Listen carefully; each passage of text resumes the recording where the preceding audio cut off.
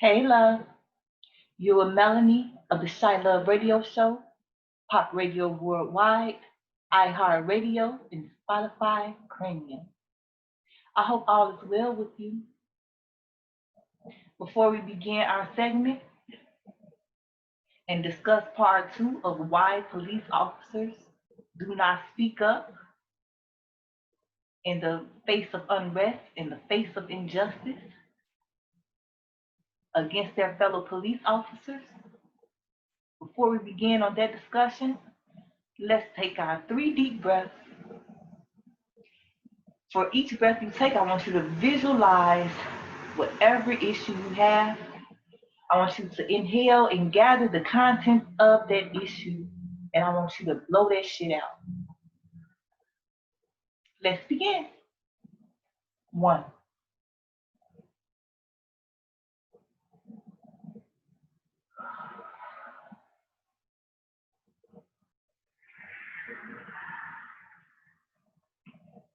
2,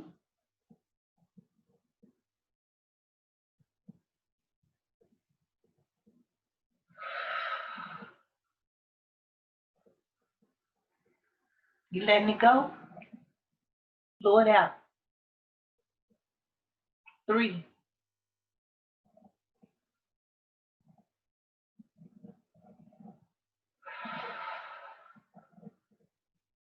release yourself. Free yourself from that which binds you. Free yourself from that which prohibits you from being your best you. Now let's get started. Now, in the first part of why don't police speak out in the face of misconduct, why don't they speak out in the face of injustice? Why don't they speak out against their own fellow officers and family in blue? They basically are under the same street code as the Chiracians. There is a code of silence. There is an order. Under no circumstances do you contradict your fellow officer, period. They under the same law as the streets.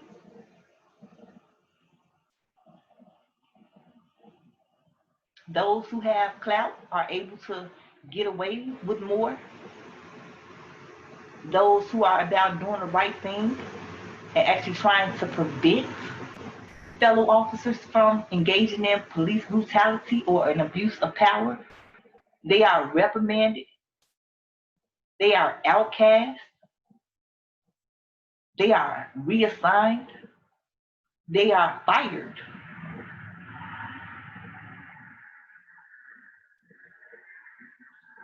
These officers have had to file lawsuits with the city just to get some form of justice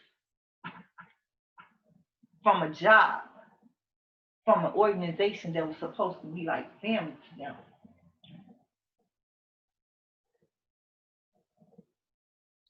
Over the past 10 years,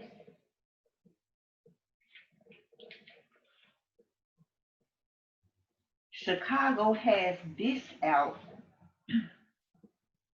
$500 million in misconduct settlements right here in Chicago. $500 million in misconduct settlements.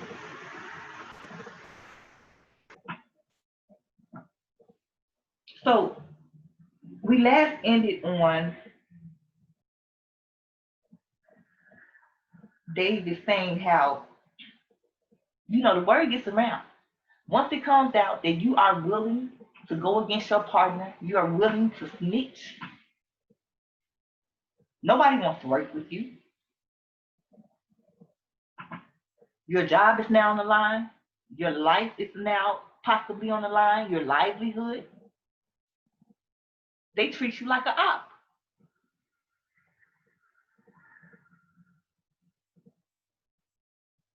So Wesley Morgan A Northwestern University criminologist said that if Chicago is really ready for police reform, those in charge need to take whistleblowers like Spalding and Davis seriously. I know that you may have people who say things because they're just trying to ruin you or whatever. But then you have people who are actually telling the truth. And especially when fellow police officers are exposing what other police officers are engaging in, and these police officers already have their own jacket of complaints about misconduct.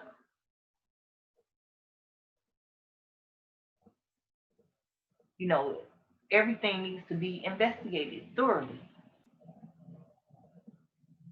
regardless of whatever honor they're at or whatever position they're in.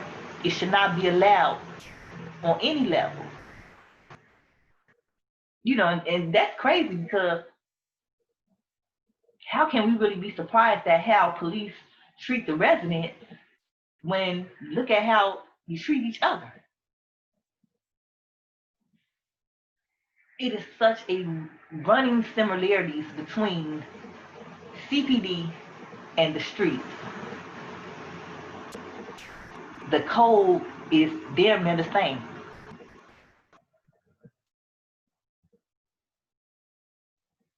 And yet, one of your points is to clean up the streets, but you all are engaging in the same stuff that the streets are engaging in. You moving the same way that they're moving. You treating people just as badly as they do.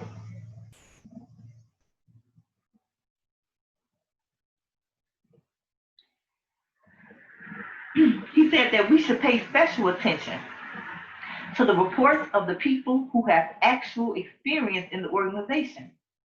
We should pay extra attention to that kind of expertise.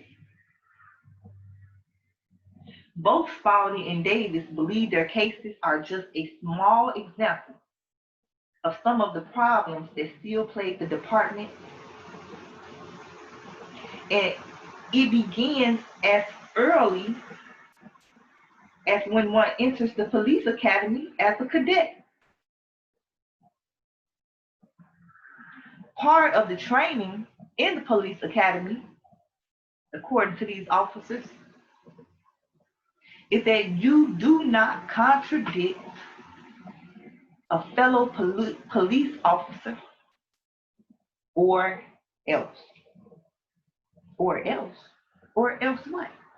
Or else consequences. Or else you're going to regret it.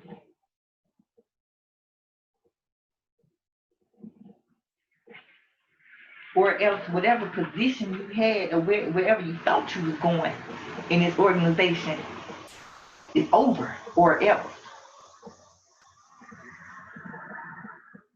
They said that these police officers developed a whole campaign of terror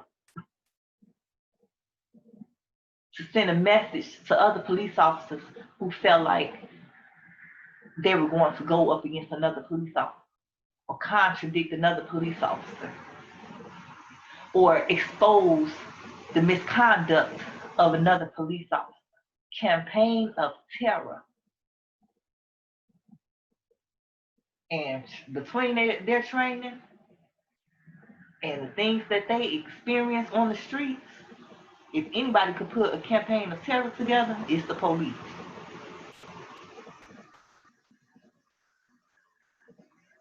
You should have put together a campaign of serving and protecting.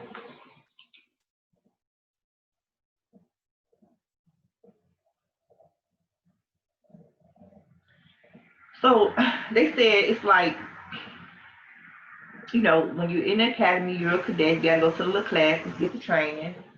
So it's like you get a homeroom instructor and they teach you by the book. But then the veteran cops come in And they tell you that you can learn all that just because you have to. All that book knowledge, learn that because you have to. But this is the way it works in the real world. And you learn never to go against another cop. So they like, oh, that's just paperwork, this is policy. That's like these little organizations. All of the paperwork looks good, but when you go into the business and see what's really going on, it's not what they say it is. And David said that if officers don't learn to keep quiet in the academy, they usually do early in their careers. And a lot of the instructors are officers who were rewarded with a job desired by many for keeping silent.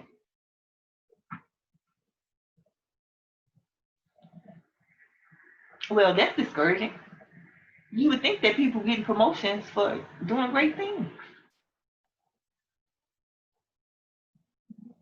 Saving people, being exemplary in your work,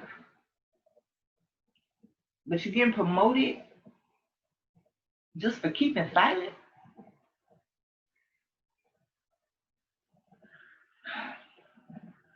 They say that the instructors are giving bad ideas, that they are giving bad training. They are chosen by clout. To get to the higher levels, you need to do what you are told, keep your mouth closed, and be a team player.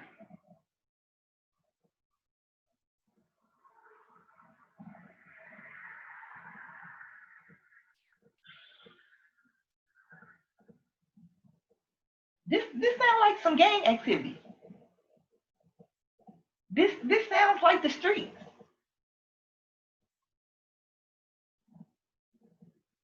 Spalding said early training lessons stick with officers, and if they are bad lessons, they will lead to bad things. So basically, she's saying they respond in the way that they are conditioned to respond.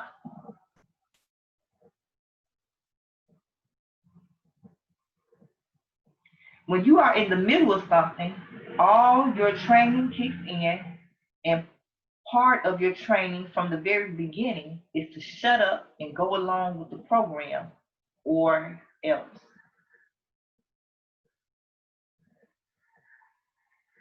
I mean, they don't even like bring a little piece to your mind. At least people will be like, well, you do whatever, we're gonna whoop you. You do whatever, we're gonna shoot you. They like, or else. That just leaves the man to wonder, like, or else what? There's so many possibilities with or else.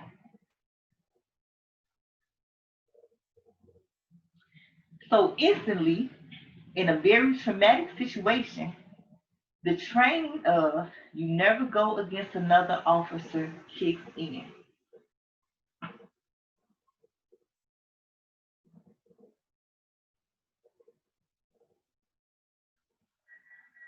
Are y'all trying to low-key give the defense attorneys for those other police officers in Minneapolis something to stand on?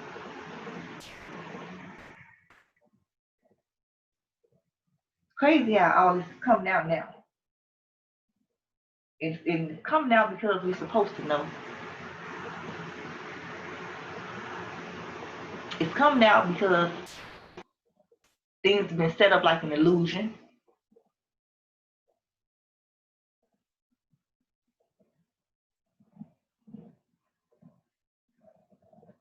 This is crazy. So is it like legally, although people are dying, legally they really didn't do anything wrong? Because that's a part of the job requirement?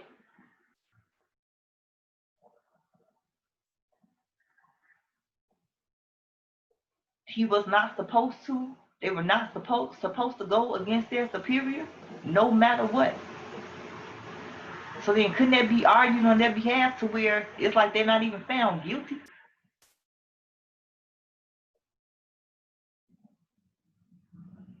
How many moral standpoints stand up in court?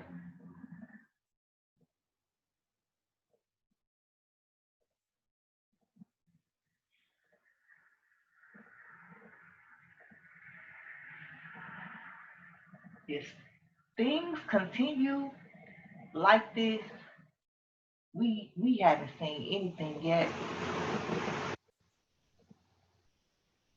We haven't seen anything yet.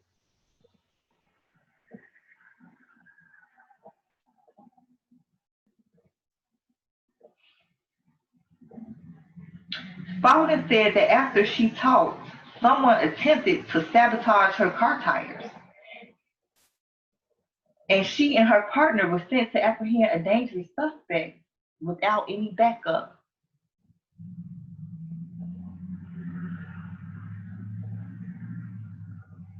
Okay, so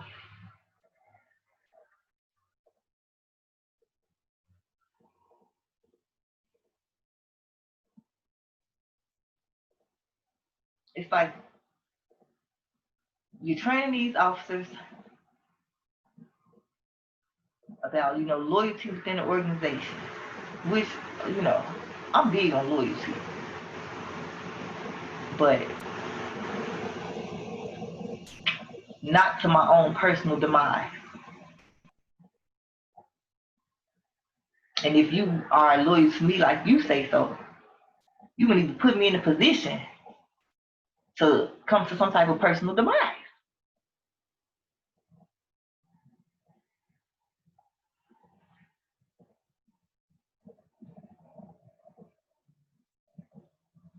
It's just trauma everywhere. It is trauma everywhere.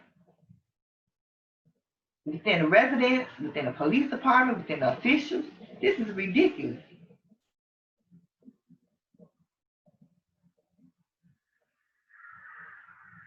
She ultimately left the department and Chicago. She left the city. Y'all ran this little lady out the city. In a lawsuit, Spalding and her partner brought that was settled by the city, 11 officers were named as defendants along with the city of Chicago.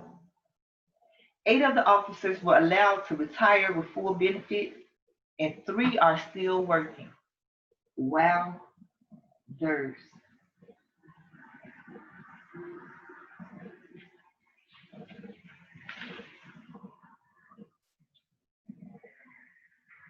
So they named the officers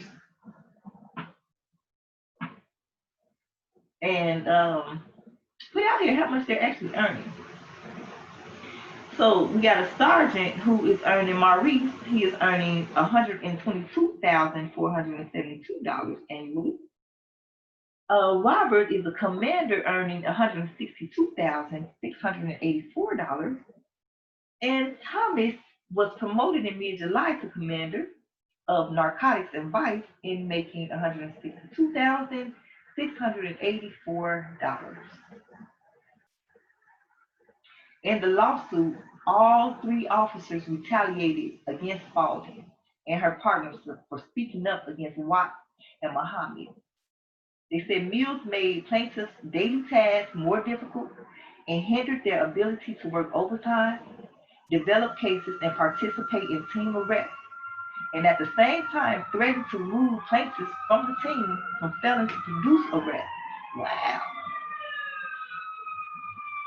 Once, when the plaintiffs were assigned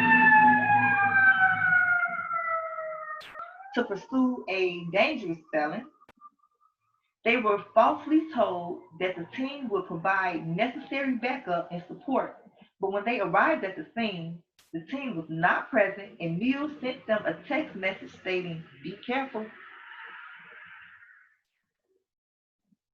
Barnes told the other officers that they were rats, and at one point told Spalding, "I don't want to tell your daughter that you're coming home in a box because the team won't help you on the street."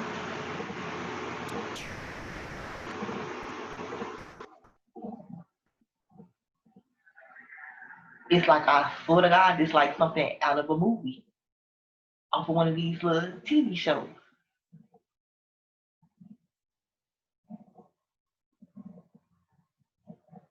Do we have more?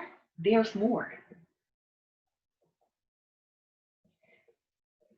Two other officers were also promoted in July with meals and Spalding said that these types of promotions send the wrong message when the city claims to be working toward real reform and accountability.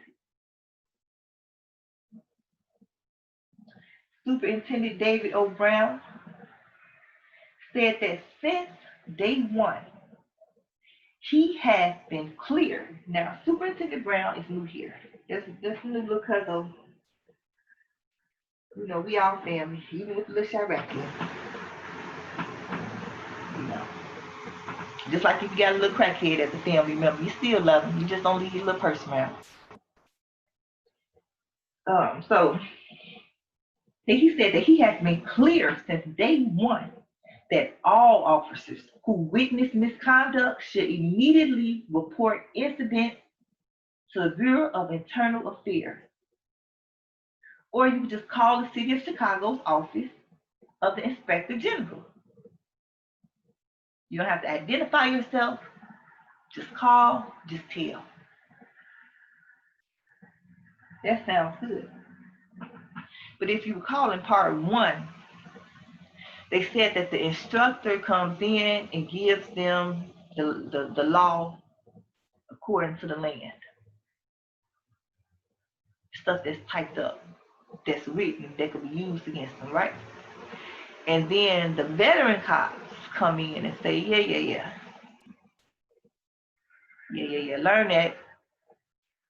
So you pass the test, you can go ahead and get through, learn that, so you can know how to act when certain eyes are on you, learn that. But this is what really goes down. This is how we really move. So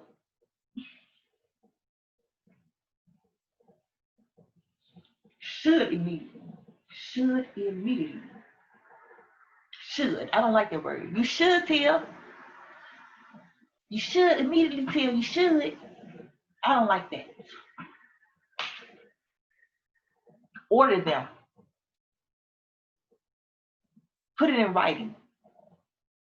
Order them. Ain't no should tell. You should tell. You should tell. CPS holds all employees to the highest standards and takes allegations of misconduct seriously.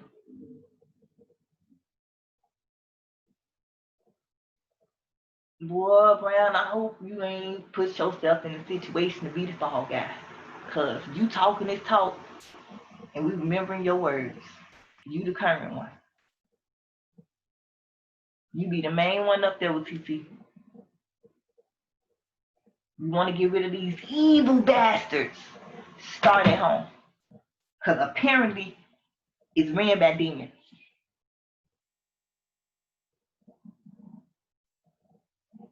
Start at home.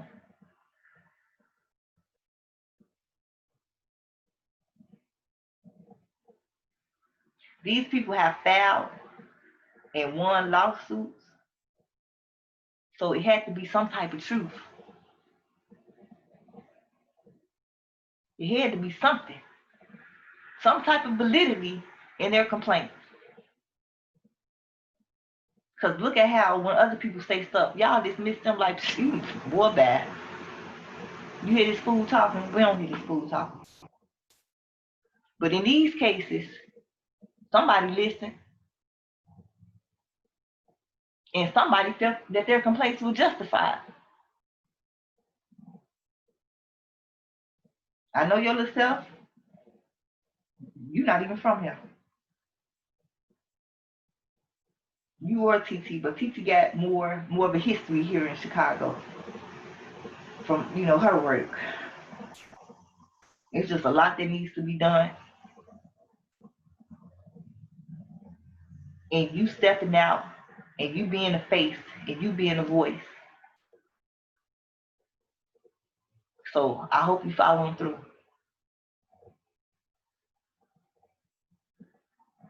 People tired of being finessed. I hope you are following through. has, as in one of our previous shows, according to the FBI, it's a bounty on y'all head as it is.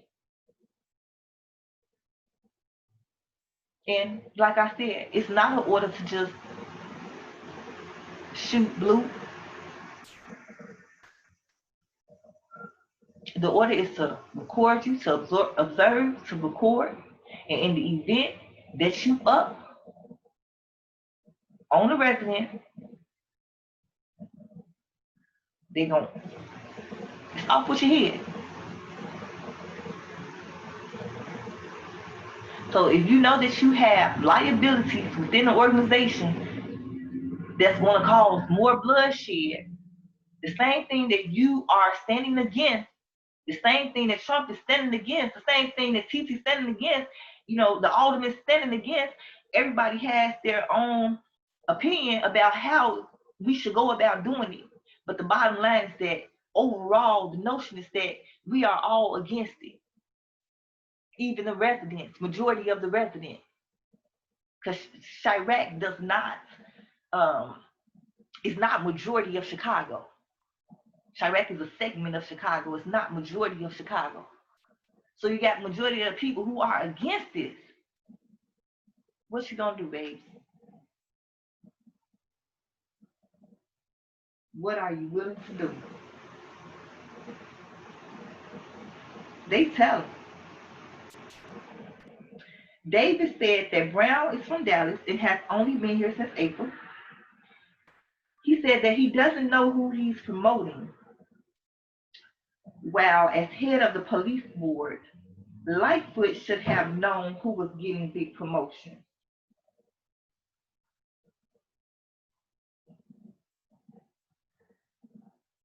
That statement sounded biased.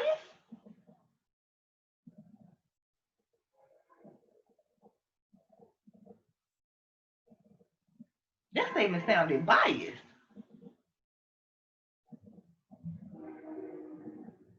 It's like, David, I know that you have experienced some terror and everything from trying to do the right thing, but it seemed like you just gave Superintendent Brown a tap on the hand and just gave Mayor T.T. Lightfoot a slap on the ass.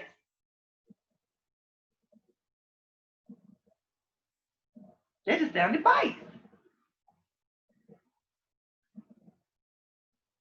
Yeah, as head of organizations, you should know what is going on. Should know, just like they should report it.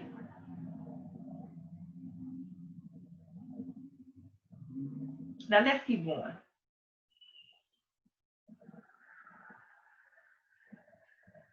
So David says that Lori was involved when David's case was up when she was president of the Chicago Police Board and said, he's quoting T.T. Lightfoot now. He said, T.T., he said, you said, I think we need to go after these targets aggressively and get them off the job. He's saying, but now that she is mayor, she did a 360. I think you meant to say that she did a 180. If she did a 360, she would have came back completely to the same spot that she was when she first started to make that turn.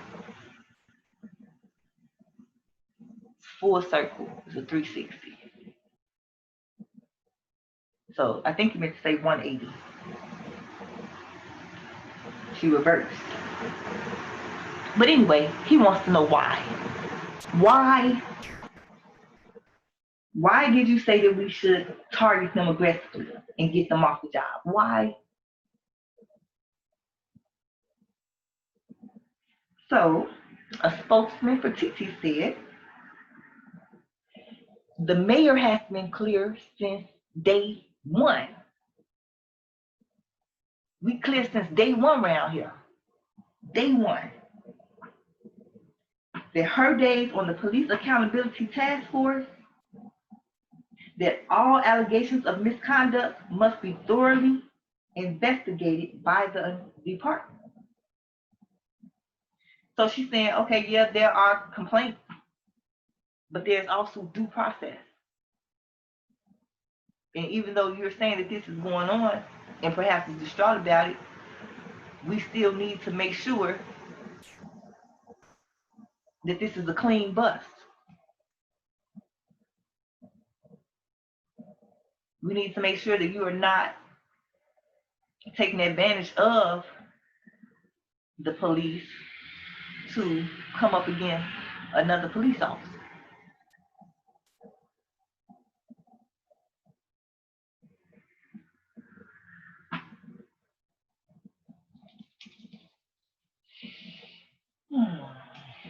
And I know they say that that due process is extended to everybody, and if you look at it from both sides, you do need a due process. You don't want to be going to jail for something you didn't do.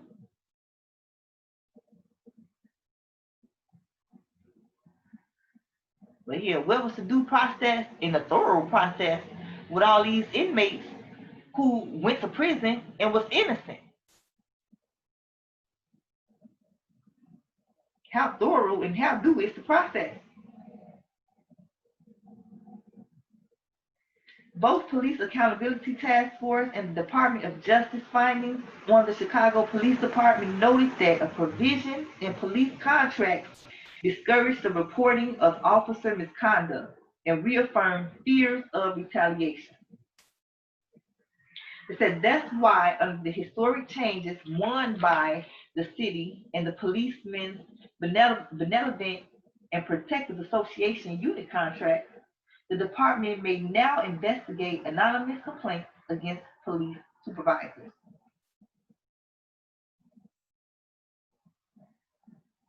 So y'all found out that y'all had snitches within the rankings. I told people, y'all come talk to me, come tell, and they was telling. But then doesn't the law also say that you have the right to know the identity of your accuser? This all kind of messed up on like so many levels. So many levels.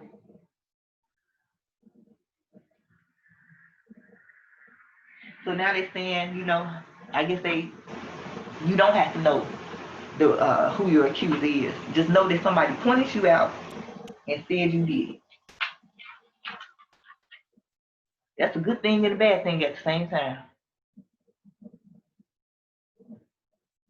Davis would like to see an overhaul and agrees with the different community groups that are trying to have input into hiring and promotion and also some control within a police organization. Spalding agrees, saying it starts from the top. When an incident occurs, the street deputy comes out, reviews everything, and then helps the officers that were on the scene form the narrative and then signs the officer's name on the report.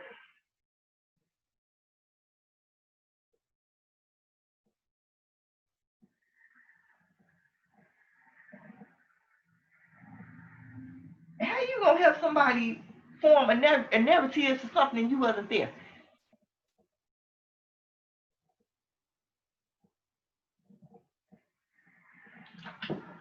Now, can I partially answer my own question?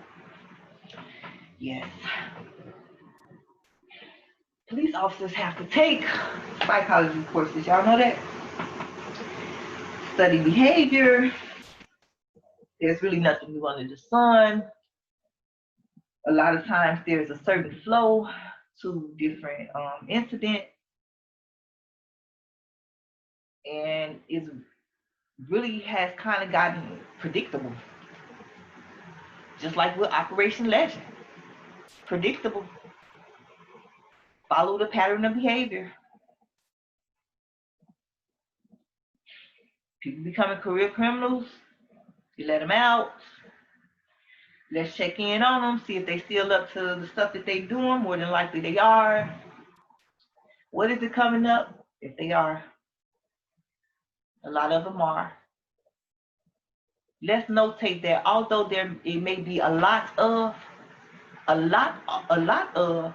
does not represent all.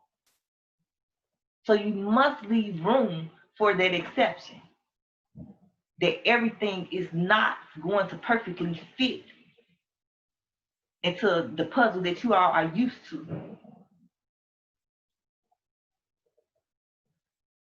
Don't get so high on your horses and so full of this intelligence that you assume one is all. That's a huge mistake. You take a psychology, you definitely should know that, right? Did y'all go to DePaul? Y'all should took psychology at DePaul.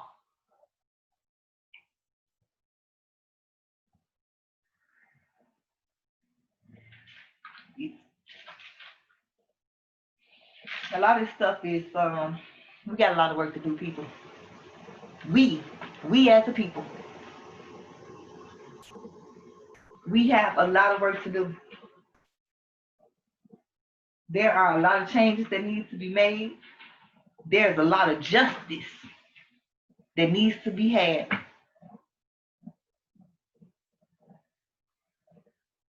Healing and reconditioning. It's like at this point, I mean, yes, you can point your finger and be justified in it, but goddamn, everybody got some work to do. Everyone has some work to do. And if that's your stand to get it, to get them out of here,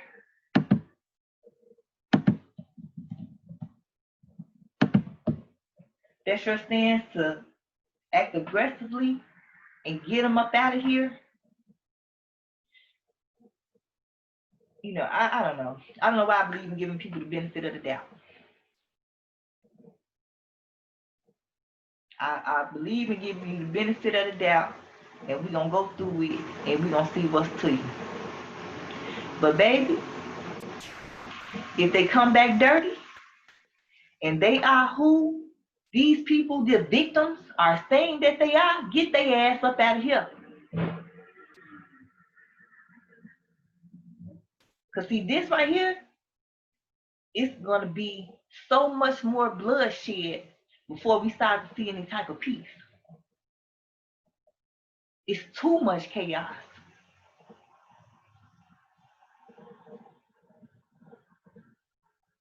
You gotta find a way to have order. Some type of order within the chaos. Order not controlling people, not impeding people's civil liberties. We all have to share this little space.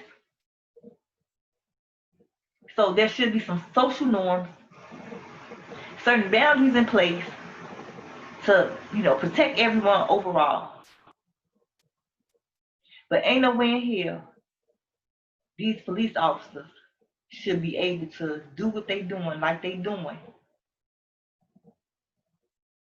and still holding their positions, and still the taxpayers are paying for their mistakes.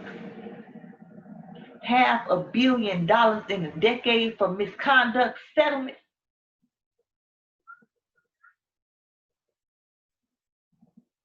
That is beyond ridiculous. Now, the ones who don't fit the criteria, don't bother themselves. Implement the new forms of training and, get them on out here to do what they're supposed to do on a good foot. But the ones who are out here trying to show the Chiracians that they just as savage as them, both sides got to go. You hear me? Both. The police that's acting up, the Chiracians that's acting up, those who are out here who are trying to destroy our city, our home, they got to go. And you got to start moving just a little bit quicker before these boys start shooting. Y'all already talking about, Y'all ain't really never seen as many police officers getting assaulted or getting killed and stuff as this year. And it's not a thing of being scary or feeling like somebody punking you. It's acknowledging that so many wrongs have been done. So much injustice in the land.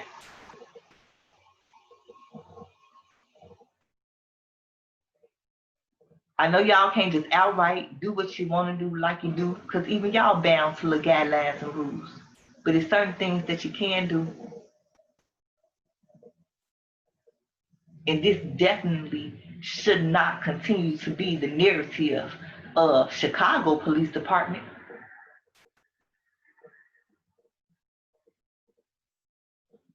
Now, you got your couple of little hey boys, some officers who are able to rise to the level to take down certain Chiracians who are, they just can't be negotiated with, they can't be talked down, they can't be paid off, they coming to destroy. Then okay. In my eyes, those are justifiable kills.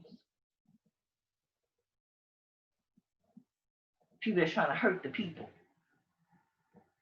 Justifiable arrest. But people out here trying to see whose balls heavier, this is not the time nor the place.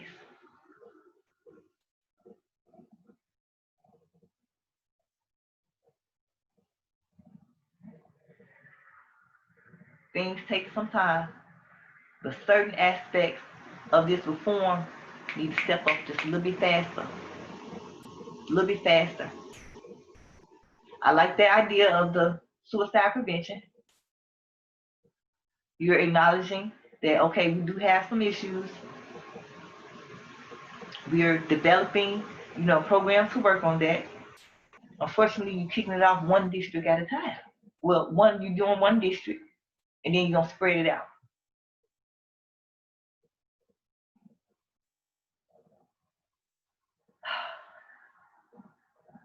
That sounds like more of a long-term goal. What is it that can be done now? What is it that can be done now that will start to show that it's some type of change that's trying to be made? I don't care if after they get in and they clock in, you got to get on the intercom like the mama and be like, y'all better be good. Don't let me hear no report. Don't let me hear no reports about you. I don't know, whatever it is that you got to do to get them some type of daily reminder, some type of daily encouragement, some type of daily reconditioning. Start them off with some affirmations or something. There's power in the tongue.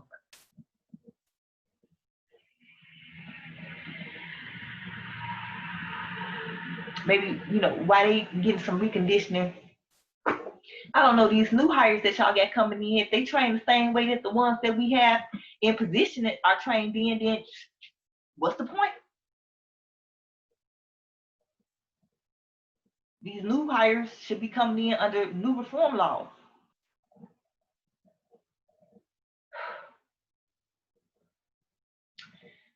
Child.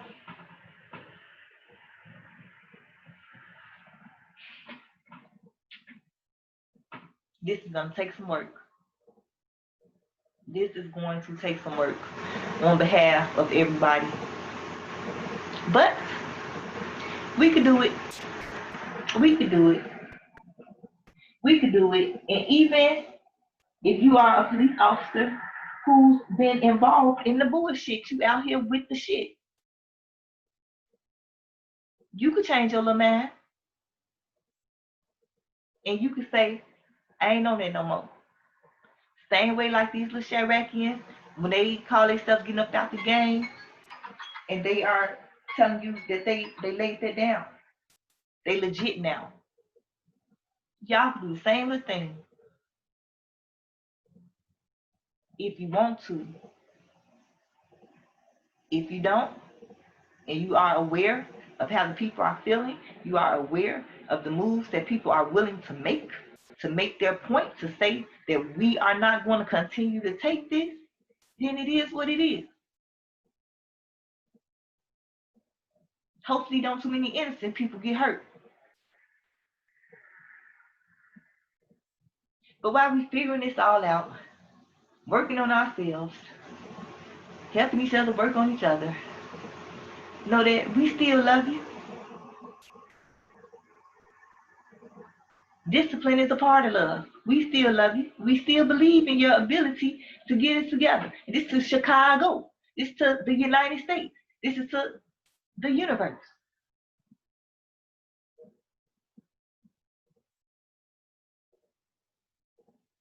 But let's make conscious decisions to start to get certain things together. Because what was effective back then is not effective now. It is not producing the type of fruits that you are intending to produce.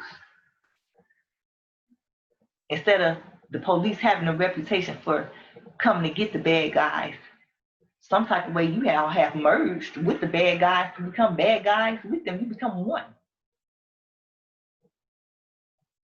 Are you going too deeply undercover?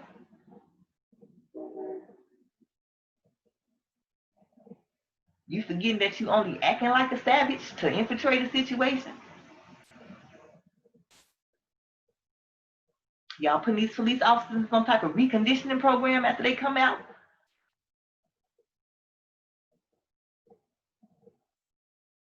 Yeah, y'all need to start hugging each other. Cops in Chirac, cops in the resident, hugs, hugs, hugs. Because we all got some work to do. And we all got some healing and some reconditioning that we desperately need.